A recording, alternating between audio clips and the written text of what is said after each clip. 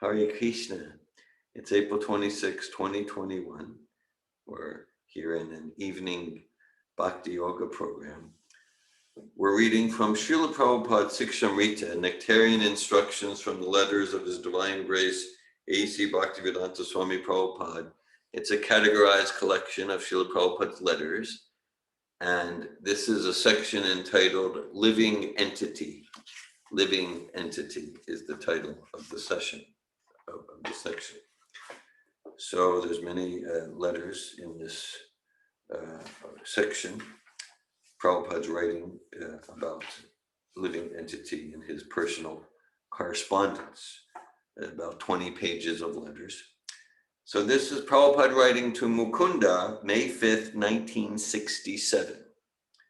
Regarding your inquiry about the individual soul present, I think you will remember that I have several times explained that throughout the whole cosmic creation, not only in the cosmic creation, in the spiritual world also, the individual is full everywhere. They are numberless.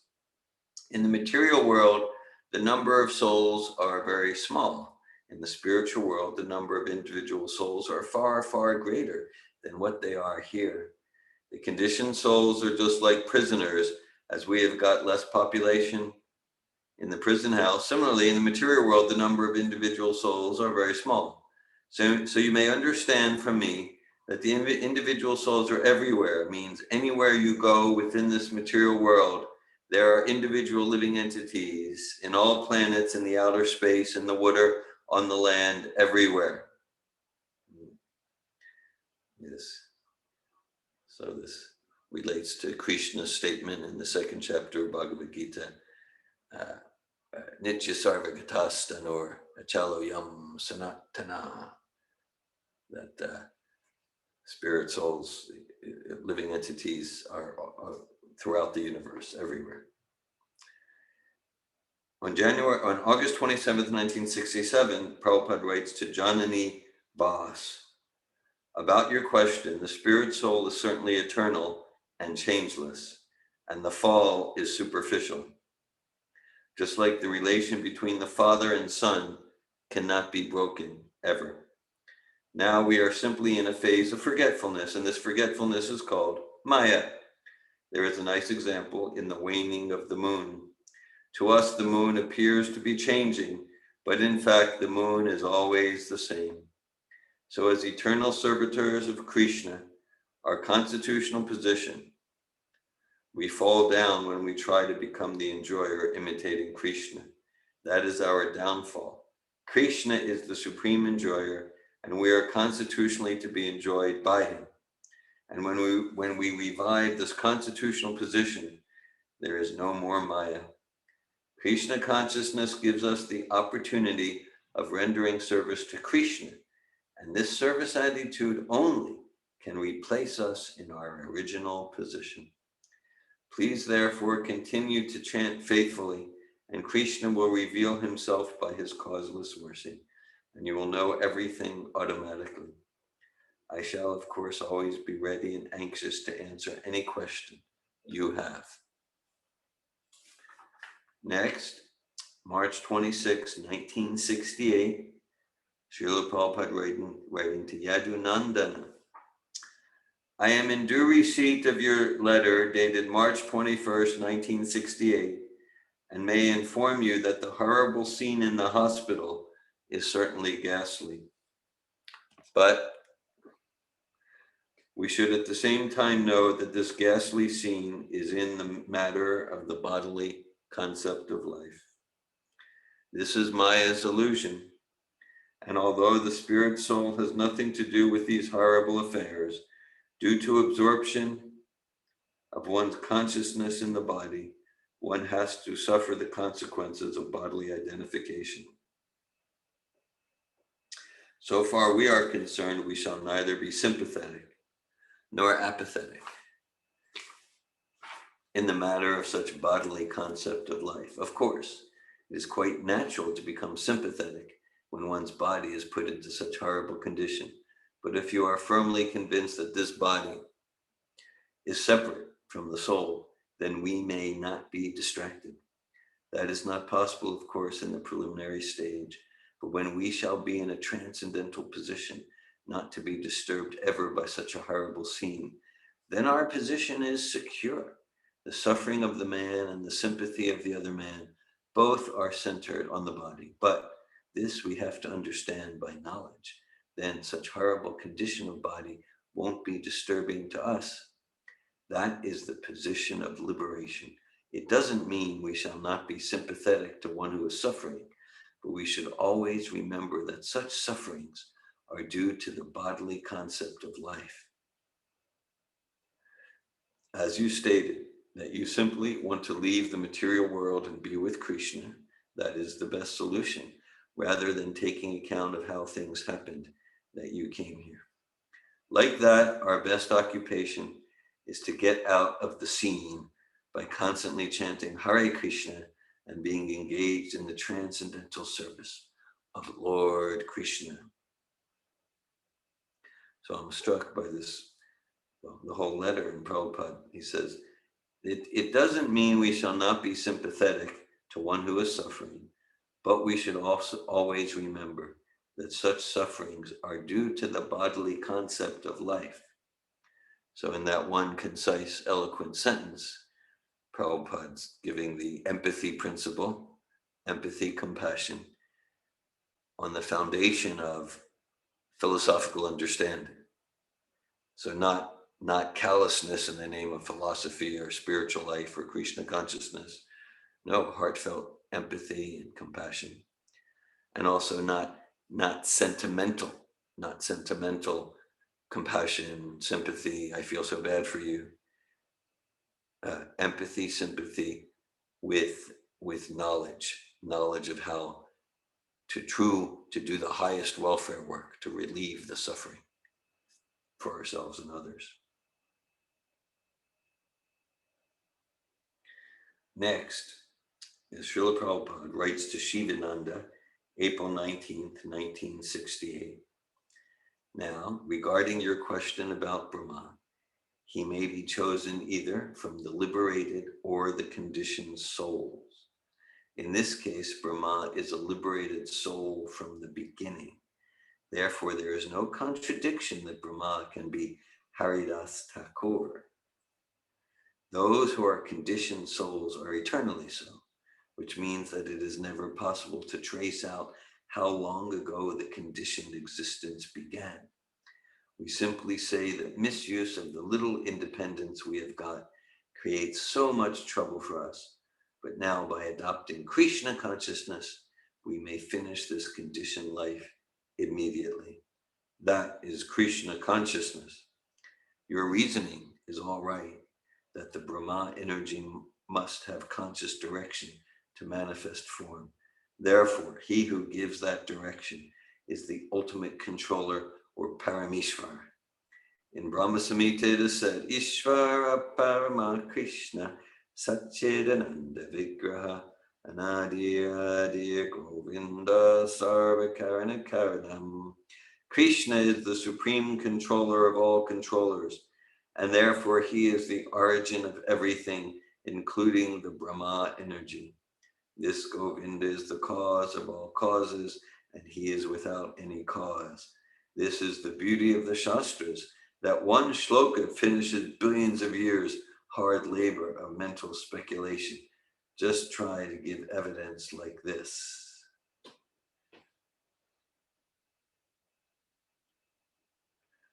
I'll read that ending sentence again. This is the beauty of the Shastras, that one shloka finishes billions of years hard labor of mental speculation. Just try to give evidence like this. Srila Prabhupada writing to Rupanuga, June 1968. Yes, those 12 symptoms of the spiritual soul are correct, except for all-knowing. All-knowing it cannot be, but full of knowledge. So, such a vibrant distinction there. Prabhupada's giving a distinction in language. And he's sharing with his disciple, Rupanuga.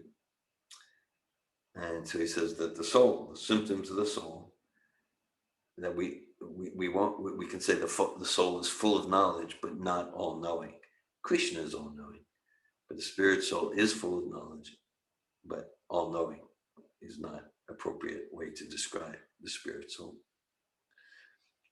Next is a letter, June 1st, 1968, Srila Prabhupada writing to Upendra.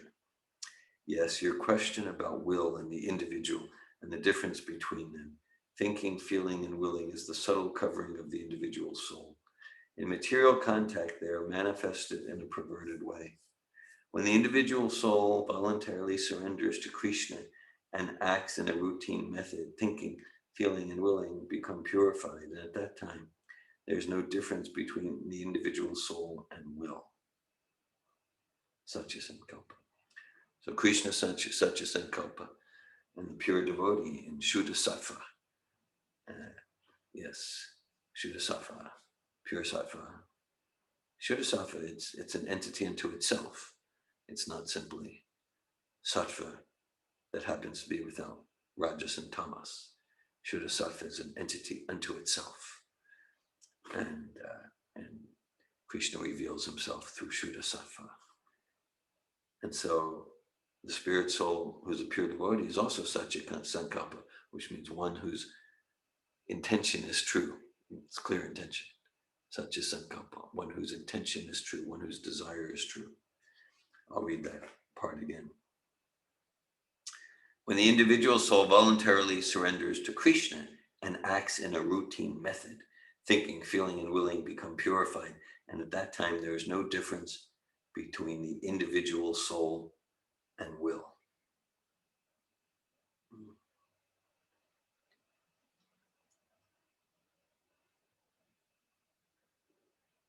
Wow. Okay. So next is a letter, November 14th, 1968, Srila Prabhupada writing to Aniruddha. Your next question, is a pure devotee eternally liberated? And if so, is he at any time a conditioned soul? We are eternally conditioned, but as soon as we surrender to Krishna, do we then become eternally liberated? When Lord Jesus Christ appeared, he seemed to be conditioned in his growth. Was he a specific incarnation or a conditioned soul who became liberated? Prabhupada responds. So first Prabhupada quotes his disciples' letter. Then Prabhupada responds, you are not eternally conditioned. You are eternally liberated. But since we have become conditioned on account of our desire to enjoy the materialistic way of life from time immemorial, therefore it appears that we are eternally conditioned. Because we cannot trace out the history or the date when we became conditioned, therefore it is technically called eternally conditioned. A living entity is always pure, but he is prone to be attracted by material enjoyment, and as soon as he agrees to place himself in material enjoyment, he becomes conditioned, but that is not permanent.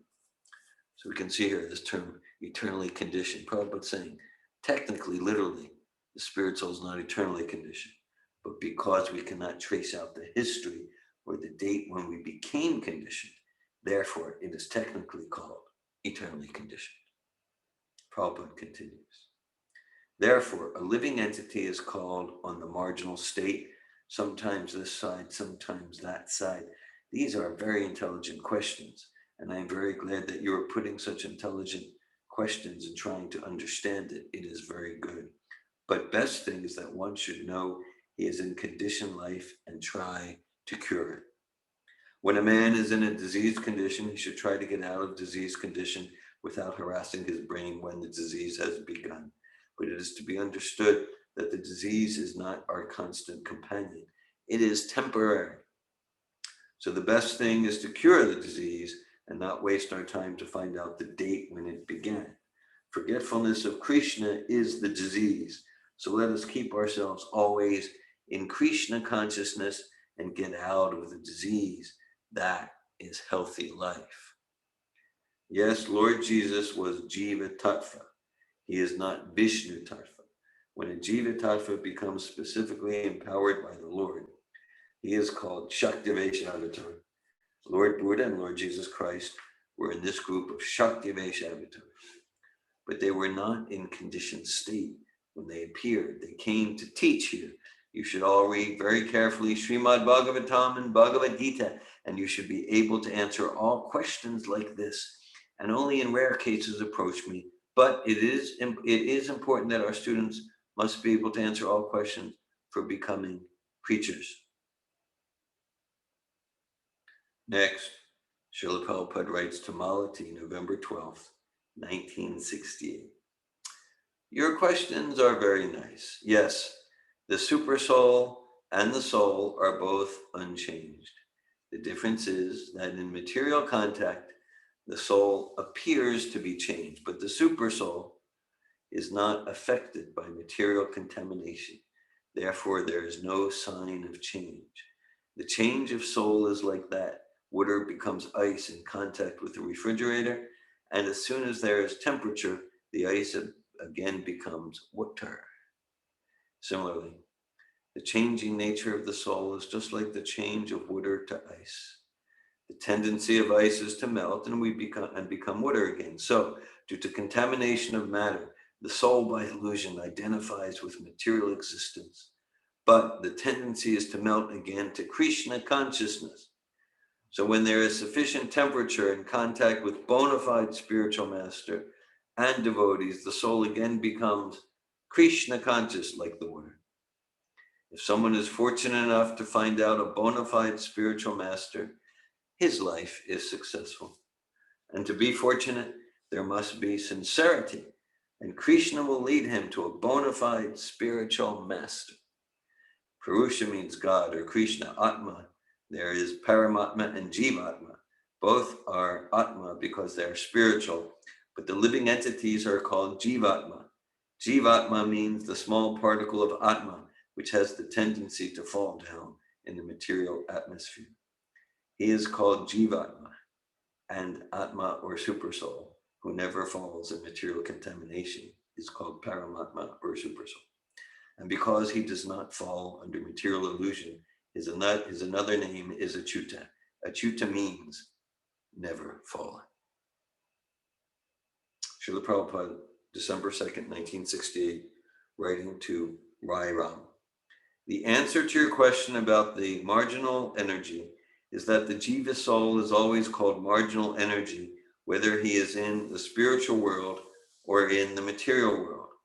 There are instances where marginal energy Jiva souls have fallen from the spiritual world, just like Jai and Vijay. So the potency to fall under the influence of the lower energy is always there. And thus the individual Jiva soul is called as Krishna's marginal energy. I'll read some parts of that again. There are instances where marginal energy Jiva souls have fallen from the spiritual world, just like Jai and Vijay. So the potency to fall under the influence of the lower energy is always there. And thus the individual Jiva soul is called as Krishna's marginal energy. Srila Prabhupada writing to Sharadiya, December 12th, 1968. To answer your second question, you should know that Arjuna and Kunti Devi are not in Krishna Loka. They are eternally associated with Krishna only in the material world, just like Krishna is always in the spiritual world. So similarly, he is always in the material world and his pastimes are going on there also. In the material world, Krishna also has eternal associates, such as Arjuna and Kunti Devi. There is a difference between the body and soul of Arjuna and Kunti Devi, but although Arjuna is with Krishna in innumerable different material universes at one time, still there is only one spirit soul who is Arjuna. This spirit soul expands into many different bodies, and thus you can understand that there are also incarnations of devotees as well as incarnations of Krishna. This is the power of the spirit soul, that it is unlimited.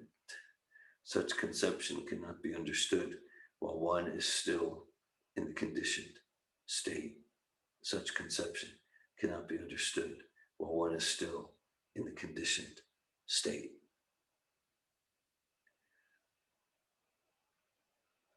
Next, Srila Prabhupada writing to Harinam, December 21st, 1968.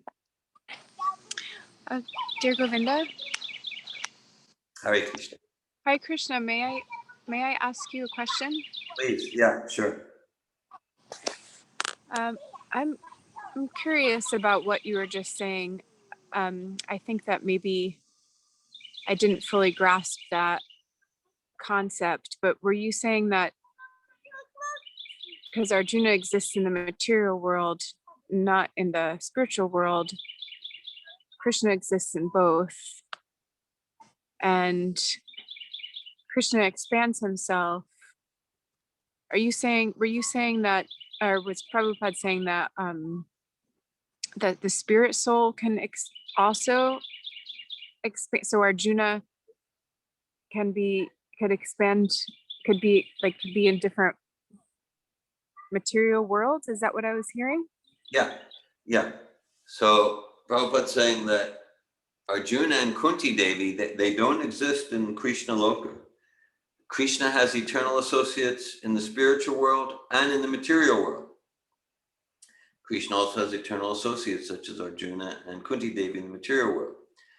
Okay, so then Prabhupada's saying that Arjuna, he can expand unlimitedly, because there could be several material universes where Arjuna is hearing from Krishna Bhagavad Gita right now. So even though Arjuna is a spirit soul, he can expand unlimitedly. And so this is an important point. So just like we're not worshiping idols, Prabhupada's present on our altar. Prabhupada's present on thousands and millions of altars on this planet through his picture or Murti form. Same with Bhakti Siddhanta, same with Bhaktivinoda Thakur, same with the 6 Goswamis. And so Prabhupada makes it very clear here and in other places that a pure devotee spirit soul can expand and incarnate unlimitedly, just like Krishna. And it's a very important point, because now if someone is not a pure devotee and someone has tinges of the modes of nature or is grossly influenced by the modes of nature, then they are not different. They are not non-different from their picture or their Murti form. And then if someone puts them on the altar, that becomes a form of idol worship. So so just as Arjuna is in many universes right now associating with Krishna in eternal pastime in the material sphere. And so similarly, the pure devotees do that through their Murti and photo forms. And so Arjuna is enacting that pastime with Krishna in many different universes. And would you say so? And so Prabhupada, I guess I'm trying to understand what that could look like with Prabhupada. I mean, could he be also enacting his pastime out in different universes? I don't know exactly what it looks like, but the principle is yes. The principle is yes. Prabhupada's not limited to serve Krishna only in Goloka Vrindavan or only in one universe. So that's, and whether that means that in some universe right now, Prabhupada is in Butler, Pennsylvania, or something like that. That I don't know about those details. But the principle is, but Prabhupada could be serving Krishna right now in many places in the cosmic manifestation. And one of those places is here through his Murti, through his picture, through his books. Correct. Definitely correct. Okay. Thank you. Yeah, I appreciate your questions. So, yes. So Prabhupada writes to Harinam, December 21st, 1968. Your second question about falling down from the Brahmagyoti is answered, that it is not that one must fall down, but that they generally fall down. There is a verse in the Srimad Bhagavatam 10.2.26, which says, quote, "My dear lotus-eyed personality of Godhead, persons who are very proud of becoming one with the Brahman effulgence and thereby consider that they have become liberated are factually in a contaminated consciousness on account of the absence of devotional service unto you. Such persons may rise to a high level of spiritual understanding as far as the impersonal Brahmagyoti, but on account of the lack of devotional service unto you, they generally fall down again into material contamination." Prabhupada is referring to the verse, "Yenera vindakshavi mukti maninas svayasta bhavada vishuddha buddhayo aruya kritrena pram param tata patantyado nadrita yushmadangre." That, and Prabhupada clarifies here that if one is Brahmagyoti realized, it doesn't mean they have to fall back down to the material world, but generally they do. There are some exceptions, like Shukadev Goswami and the four Kumaras and the 9 Yogendras, the Jayantayas. On March 14th, 1969, Srila Prabhupada writes to Rupanuga, "Regarding your questions, the spark soul has certainly form, which means hands, feet, etc. This we learn from Bhagavad Gita. The body is described there as vasamsi, which means dress. So unless one has got originally hands and legs, how the dress, coat, and pants and shirt take such form? Therefore, the spirit soul has original form. When he is in the material energy, the dress is evolved materially, and when he is in the spiritual energy, the dress is evolved spiritually." This is also not very difficult to understand, as our students, before coming to my contact, he was supposed to be materially dressed, attached to sense gratification. And after devoting himself in Krishna consciousness, he is gradually developing a spiritual dress. That means attached to satisfying the senses of the Supreme. So Prabhupada's giving the analogy there based on Bhagavad Gita, chapter 2, text 22, that yes, that the spirit soul has hands and feet and eyes and nose, just as our clothes have a particular shape with sleeves and pant leg, and that indicates the clothes are a covering of the body, and the shape of the clothes indicates that the body has a particular form, so that our material body has hands, legs, and eyes and nose and capacity to taste and chew. So that's all there in the original spiritual body of the spirit soul. Yes. Next, Srila Prabhupada writes to Lilavati, April 25th, 1969. Regarding your question about our relationship with Srimati Radharani, she is the internal energy and we are the marginal energy. Marginal means something internal. No, marginal means sometimes internal, sometimes external.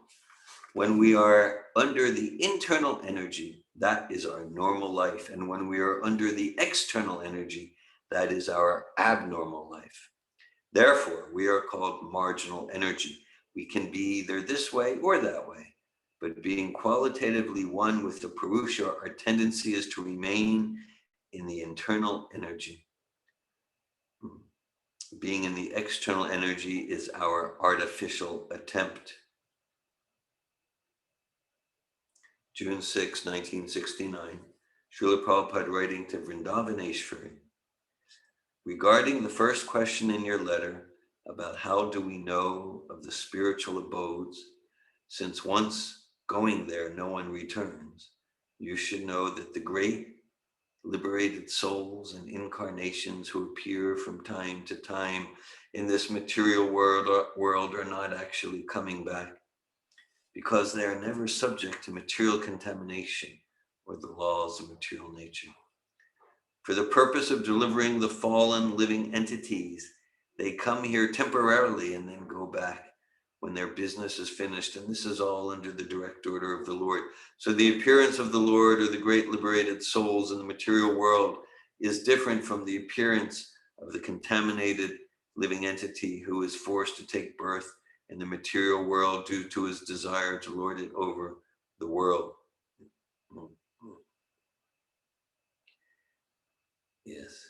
So Prabhupada's making the distinction there between the birth and death of an ordinary conditioned soul and the appearance of Krishna and his pure devotees.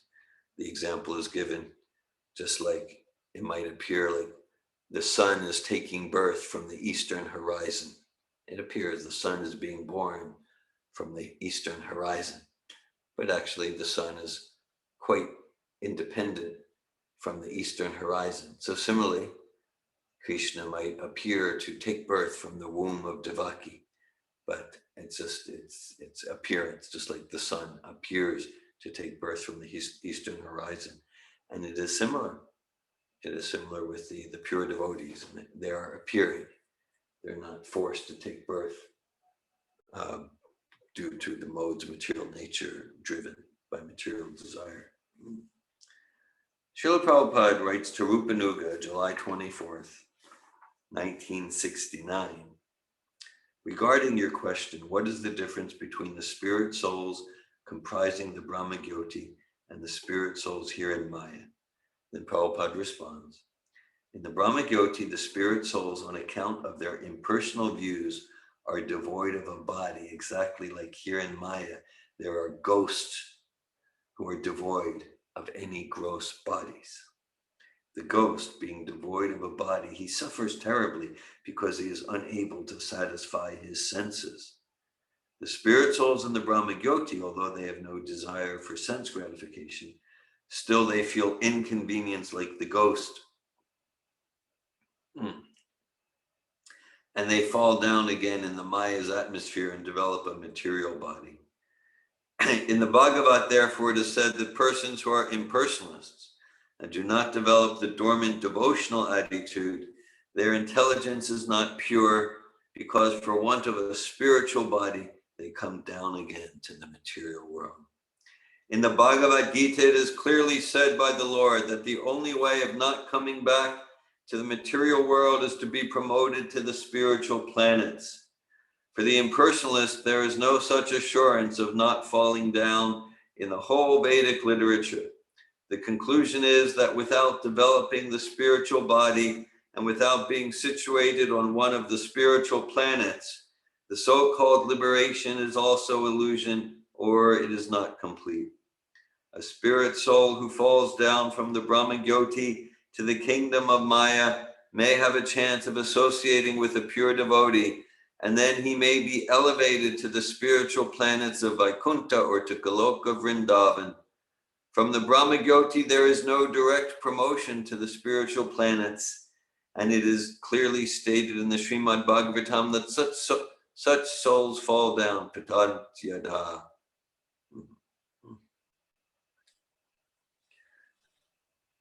Dear Govinda, Yeah, uh, so is he saying that here that souls fall down because their senses are not satisfied? yeah. Yeah, he's giving the comparison to a ghost. Oh, yes. Just like a ghost is a living entity who does not have a gross material body, but that living entity wants to enjoy. That's why ghosts will sometimes invade and inhabit the bodies of those who maybe have some kind of weak mind, weak subtle body. The ghost will inhabit because the ghost is trying to enjoy through some other body because the ghost doesn't have a body. So the ghost is frustrated. So similarly, even the yogis or jnanis who apparently merge into the impersonal Brahman, there is some liberation from material, from gross material body, but that sort of impersonal liberation it won't last because it's the nature of the soul to want to enjoy senses. And so if the soul has not developed a devotional propensity, a devotional love, and developing its spiritual body and spiritual senses with which to serve Krishna or Vishnu or Lord Ramachandra, then the soul will come back to the material world, get a material body to try to enjoy material senses. Mm-hmm. Um, okay. Yeah, I have this curiosity now about like, so I understand why, I think I understand why he's comparing, making a comparison to ghosts. Um, I guess there's different levels of manifesting a body. That's it. There's a ghost body. There's different reasons for those different bodies. I guess yeah, I mean, it helps.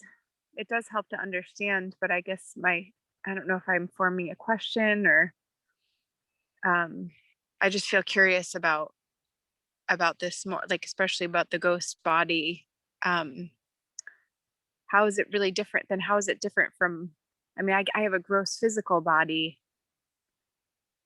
so that I can enjoy, Yeah, and a ghost wants to inhabit that gross physical body, but um and it seems like if they don't, then they're suffering from not, they're like, because they can't enjoy, but they want to, it's like everything's in front of them, they can't touch it, they can't experience it.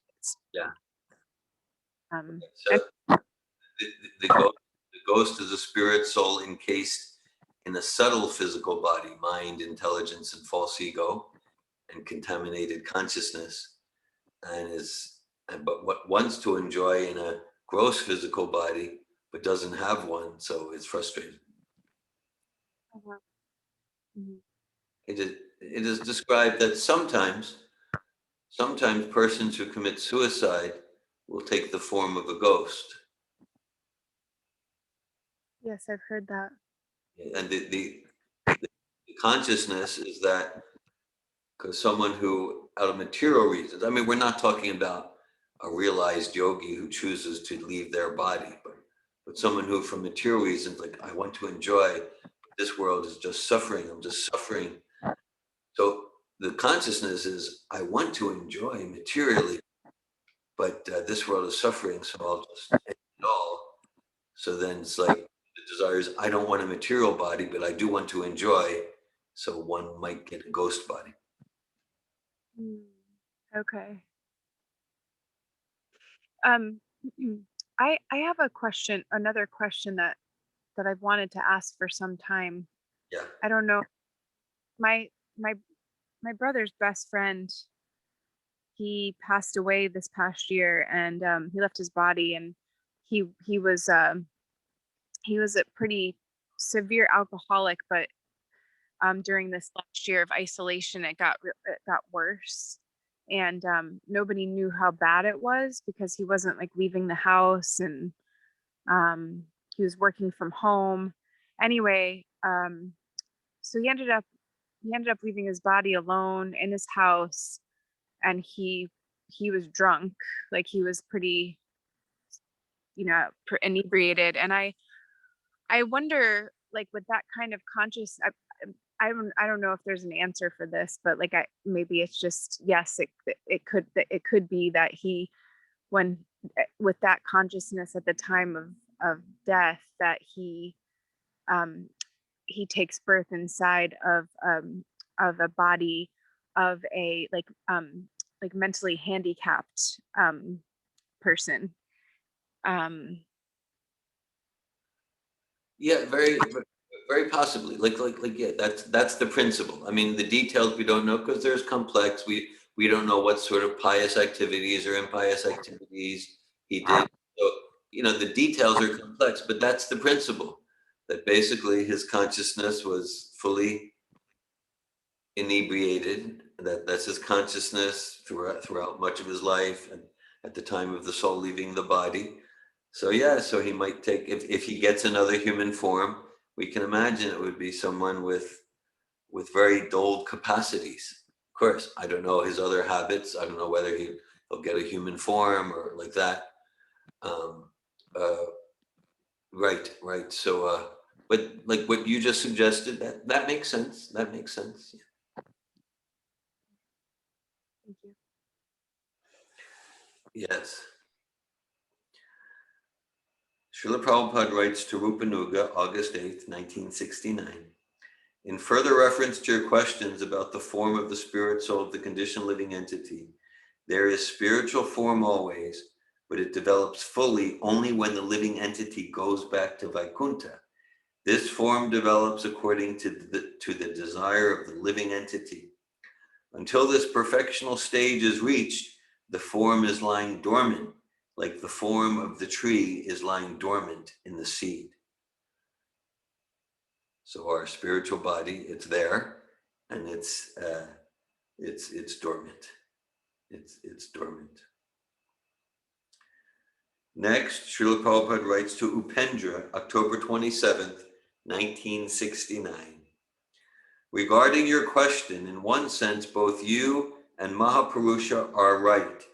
The fact is that after the dissolution of the universe, the living entities remain in slumber within Mahavishnu.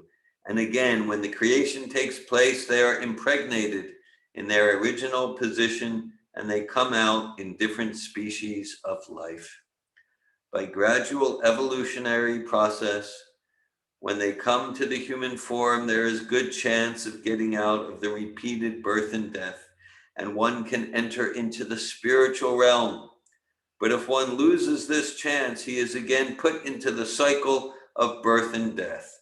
The conditioned souls are always within the Mahavishnu form, whereas the liberated souls in Vaikuntha, they are engaged in the service of the Lord. Constitutionally, every living entity, even if he is in the Vaikuntha Loka, has a chance of falling down. I'll read that again. Constitutionally, every living entity, even if he is in the Vaikuntha Loka, has a chance of falling down. Therefore, the living entity is called marginal energy. But when the fall down has taken place for the conditioned soul, is very difficult to ascertain. Therefore, two classes are designated: eternally liberated and eternally conditioned. But for argument's sake, a living entity being marginal energy cannot be eternally conditioned. The time is so unlimited that the conditioned souls appear to be eternally so. But from the philosophical point of view, he cannot be eternally conditioned. Since we cannot trace out when we have become conditioned, there is no use of arguing on this point. Better to take care first how we can get rid of this conditioned existence. As much as a patient should take care for treating his disease more and less waste his time in finding out the cause of his disease. Srila Prabhupada writing to Jai Govinda, December 8th, 1969. Regarding your question about Krishna's associates, the principle is that all living entities are expansions of the original living entity, Krishna. But there are different grades of living entities, Vishnu Tattva and Jiva Tattva. Vishnu Tattva is almost equal to the level of the personality of Godhead, and Jiva Tattva is minute particles. So when Lord Chaitanya appeared, Nityananda Prabhu and Advaita Prabhu were Vishnu Tattva, whereas Gadadhar Prabhu and Srivas Prabhu were Shakti Tattva. Jiva Tattva is also within the Shakti Tattva. These things are explained in teachings of Lord Chaitanya and other of our books. So I'll just say that again. Jiva Tattva is also within the Shakti Tattva. And we can understand Srimati Radharani is the original Shakti Tattva.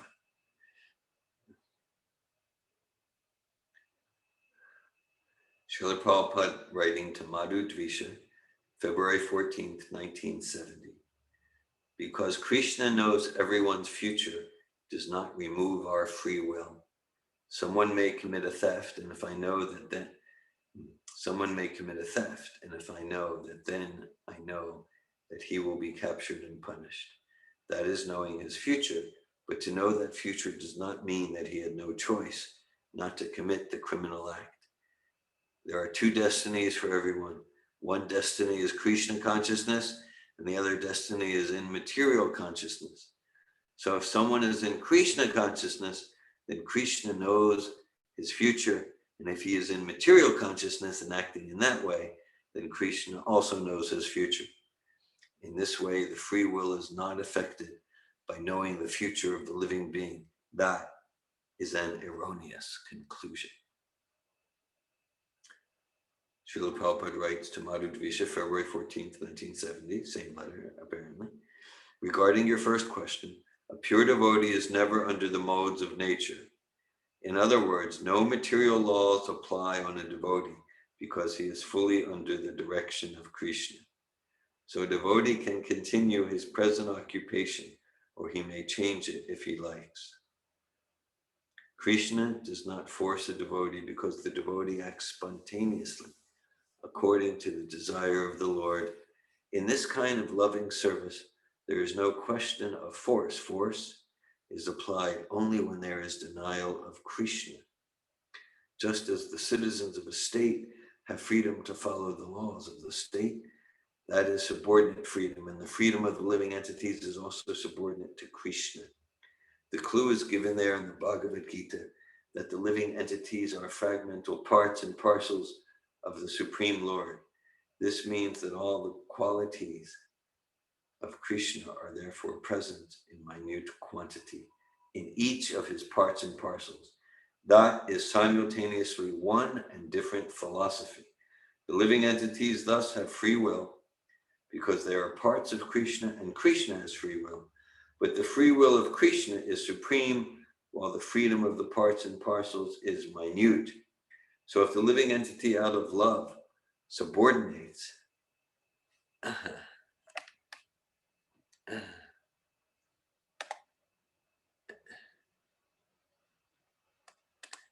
yes. So if the living entity out of love subordinates his free will to Krishna, that is his liberation. He is no longer forced to act helplessly, but he acts freely, rendering loving devotional service to Krishna in every way. Then we have the practical conclusion from Krishna, confirmed by him in Bhagavad Gita 18.66.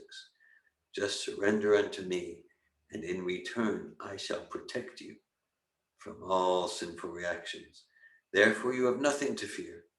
In this way, astral influences are also material, and therefore they do not affect the devotee who has taken protection of Krishna's internal energy by surrendering his life and soul in the service of the Lord.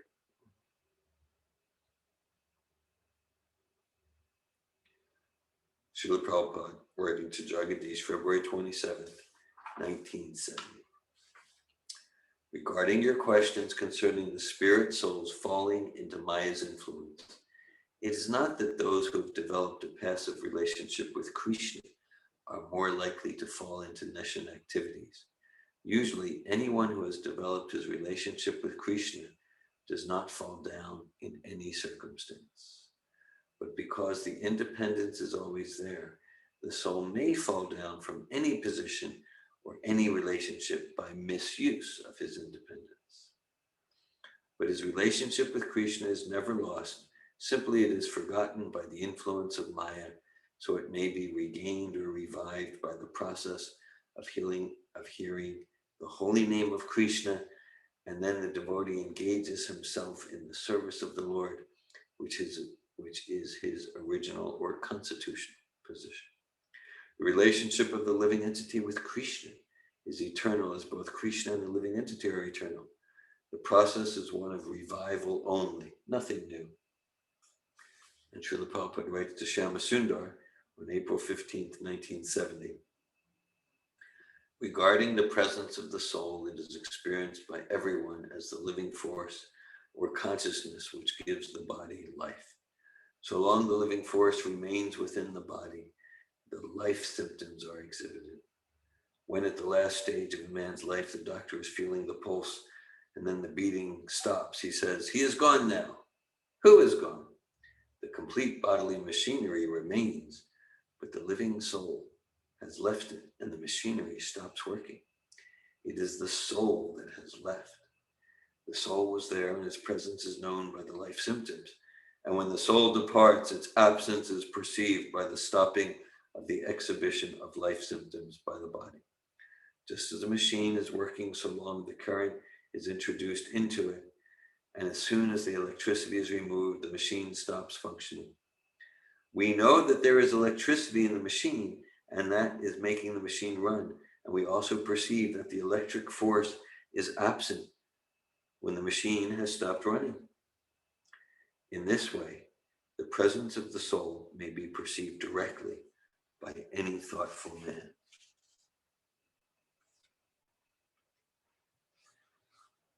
Srila Prabhupada writing April 25th, 1970 to Jagadish. Regarding your questions about how and from where did the conditioned souls fall, your first question, if someone has a relationship with Lord Krishna and Krishna Loka, does he ever fall down? The souls are endowed with minute independence as part of their nature, and this minute independence may be utilized rightly or wrongly at any time. So there is always the chance of falling down by misuse of one's independence. But those who are firmly fixed up in devotional service to Krishna are making proper use of their independence, and so they do not fall down. Srila Prabhupada, same letter to Jagadish, April 25th, 1970. Regarding your second question, have the conditioned souls ever seen Krishna? Were they with the Lord before being conditioned by the desire to lord it over the material nature?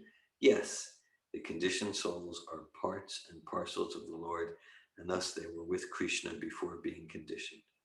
Just as the child must have seen his father because the father places the child in the womb of the mother, similarly each soul has seen Krishna or the Supreme Father. But at that time, the conditioned souls are resting in the condition called susupti, which is exactly deep sleep without dream, or anesthetized state. Therefore, they do not remember being with Krishna when they wake up in the material world and become engaged in material affairs. I hope this will satisfy your questions. Srila Prabhupada Ki Jai.